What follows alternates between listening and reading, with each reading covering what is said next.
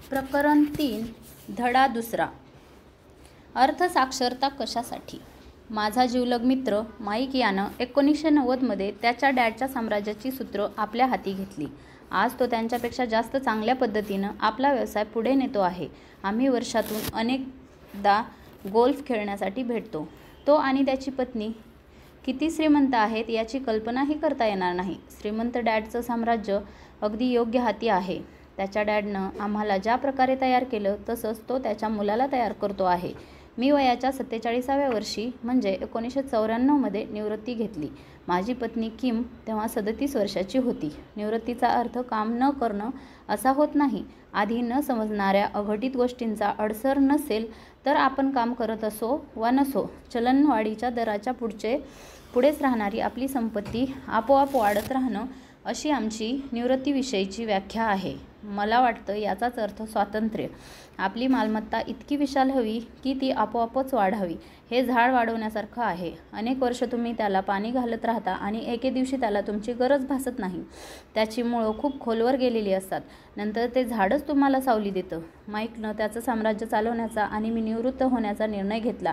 जेव्हा जेव्हा मी लोकांशी बोलत असतो तेव्हा मला काही प्रश्न हमखास विचारले जातात. तो म्हणजे त्यांनी काय करावं अशी मी शिफारस करेन किंवा आम्ही सुरुवात कशी करावी त्याविषयीचं एखादं चांगलं पुस्तक आहे का, किंवा आमच्या मुलांना तयार कसं करू, किंवा यशाचं रहस्य काय आहे, किंवा मी लक्षावधी डॉलर्स कसे कमावू. हे प्रश्न ऐकले की मला आता एका बातमीची हमखास आठवण येते. ती बातमी अशी: सर्वात धनाढ्य व्यावसायिक. 1923 साली शिकागो शहरातल्या एजवॉटर बीच या हॉटेलमध्ये अमेरिकेचे मोठे नेते आणि काही श्रीमंत उद्योगपती यांच्यात एक बैठक झाली. त्या बैठकीला सर्वात मोठ्या स्टील कंपनीचे प्रमुख चार्ल्स शॉब, जगातील सर्वात मोठ्या सार्वजनिक संस्थेचे प्रमुख सॅम्युअल इन्सल, सर्वात मोठ्या गॅस कंपनीचे अध्यक्ष Howard Hobson, international match company, त्यावेळच्या जगातील सर्वात मोठ्या कंपनीचे अध्यक्ष आयव्हर क्रुगर, बँक ऑफ इंटरनॅशनल सेटलमेंटचे अध्यक्ष लिओन फ्रेझर, न्यूयॉर्क स्टॉक एक्सचेंजचे अध्यक्ष रिचर्ड व्हिटनी, आर्थर कॉटन आणि जेसी लिव्हमोर हे सर्वात मोठे सट्टेबाज आणि अमेरिकेच्या मंत्रिमंडळातील मंत्री अल्बर्ट हॉल असे दिग्गज हजर होते. 25 वर्षांनंतर यापैकी 9 जणांची काय परिस्थिती होती? शॉब हे 5 वर्ष कर्जबाजारी होते आणि ते निर्धन अवस्थेतच मरण पावले. इन्सल देखील परदेशात विपन्नावस्थेत वारले. क्रुगर आणि कॉटन हे देखील विपन्नावस्थेतच वारले.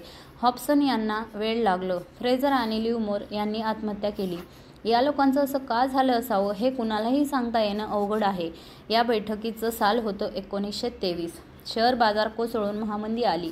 1929 साली या मंदीचा या लोकांच्या आयुष्यावर खूप खोलवर परिणाम झाला असेल अशी माझी तरी अटकळ आहे. सगळ्यात महत्त्वाचं म्हणजे आपण ज्या काळात राहतो तो याहीपेक्षा जास्त जलद गतीनं बदलणारा आहे. या लोकांनी बाजार कोसळल्यानंतरच्या 25 वर्षात ज्या ज्या परिस्थितीला तोंड दिलं असेल तो प्रसंग बाजार चढण्याचे आणि धपकन कोसळण्याचे आता कित्येकदा येतात आणि येतील.